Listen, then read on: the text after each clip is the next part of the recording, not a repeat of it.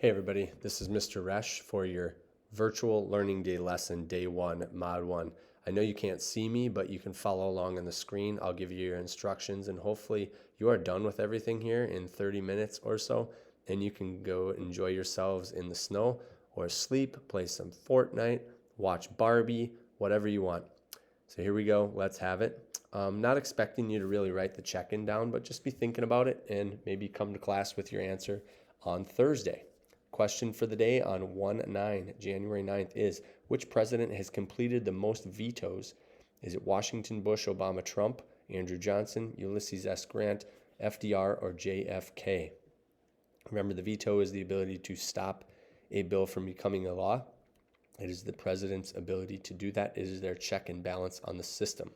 Our last question, answer was 99. How many Wisconsin assembly men and women do we have? Well, if you count up all these red spots, including the highly populated Milwaukee, Madison, Green Bay, and the Fox Valley areas, you get 99, exactly 3 times the number of senators that we have. Okay? We're obviously not working on our sequence today because we're not with our partner, but many of you have done a nice job there. So great work. I appreciate your dedication and time in that. At this time, you should know, most of us, the answer to how does the L branch symbolize the phrase we the people. And if I quickly type out this answer, you should be familiar with it. The people vote for Congress and influence laws. All right, there's lots of things we can talk about here. We know we, number one, people vote for lawmakers. All right, this is at every level. It's at the presidential level. It is at the federal level through the Senate and the House. So H and S and even the president. We can do this at the state level. Okay, we vote for our assemblymen and women and our senators. And we even do this at the local level. We vote for other people. We would call them aldermen. Aldermen at the local level. You'll learn more about this later on. But we vote for our lawmakers, and thus we have a say in the laws that are made. It might be difficult to get them to do exactly what they want, but their job as lawmakers is to represent the people. Represent the people. Okay? Us. Represent us. It's their duty, and if they don't do it, they generally don't win re-election. 2, we can influence laws. You're going to learn how people can suggest laws, right? You could be a 13-year-old kid, an adult. You could be president. You could be a congressman. You could just be a cheese factory worker or a worker at Burger King. You can suggest laws. People can suggest laws, even make them. It's pretty cool. Essentially, we will dive into how those things are actually taking place in greater detail in the future. But that is your answer, your topic sentence. Make sure you know that well and do not soon forget it. Heading back, you may have also began your impeachment project and have a good start on that. Many of you probably know those presidents and why they've been impeached by the House and how close they have been to being thrown out by a Senate vote. One of them was 1 vote away, but otherwise it really wasn't that close. Today, your work should take a total of about 30 minutes. That's about it. And it's mainly going to focus around a short 12-minute review to prepare you for your Unit 4 test in a couple weeks. After that, I am going to give you time and just say, complete your impeachment project in full. It's pretty simple. It's not much more than that. Keep in mind that we want you to be thinking about the 12 steps and how a bill becomes a law. I'm going to want you to go to Canvas, announcements, and watch that again. If you are having any inability, you think you have any inability or confusion about the 12 steps, that's a good place to start. All right? So the first thing you're going to do today is hopefully watching this video. You're going to complete this digital lesson in Unit 4 called Legislative Branch Review.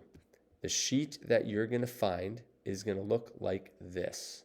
Okay? Fill in all the yellow blanks. There's about 3 total pages there. This will review everything from the digital breakout to the L branch sequence in fine detail.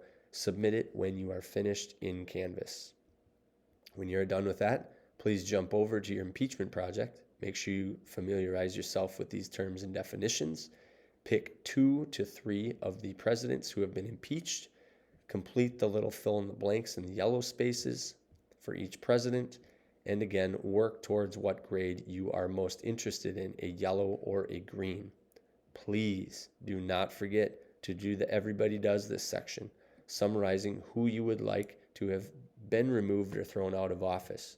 Remember, saying that Trump should have been moved out because he is a pumpkin and has fake hair is not a good answer. So that equals no good. Don't do it. Give me more detailed examples or reasons why Trump should be thrown out.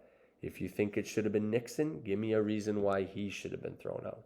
But make sure you back it up with a good statement. A sentence or two is fine.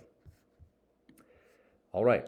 When you're done with the impeachment project, if you have some time, wonderful. Try Sortify and extensions. It's a good challenge.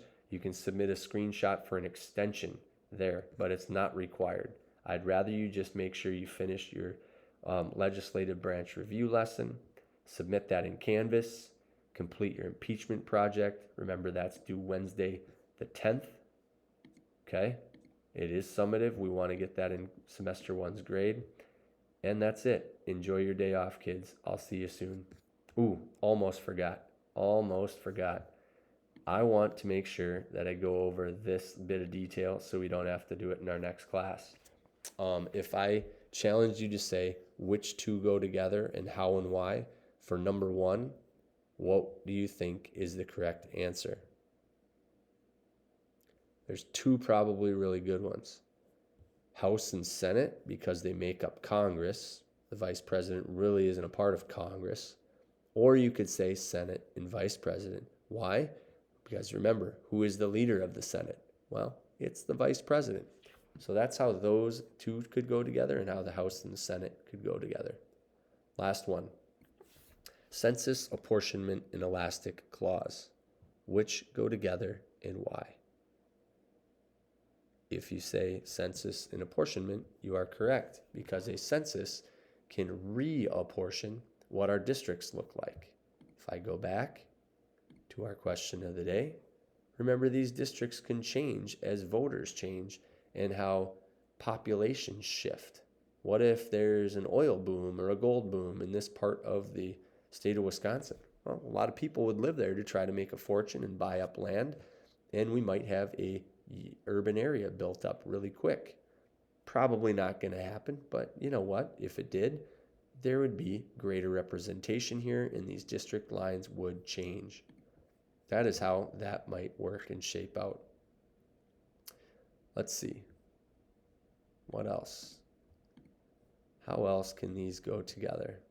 The elastic clause is the ability to stretch our government's power, and in our country's laws, it doesn't specifically say that we can change these districts, but they can change the districts.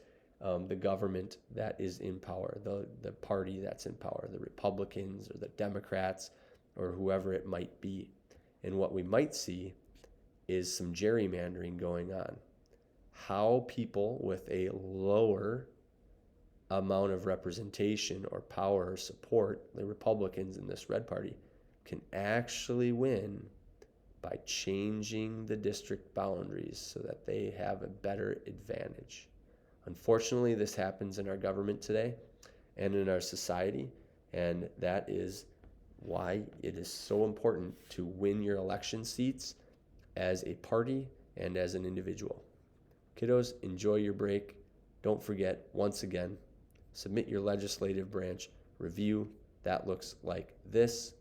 And finally, finish your impeachment project. Thank you for your attention to detail. See you later.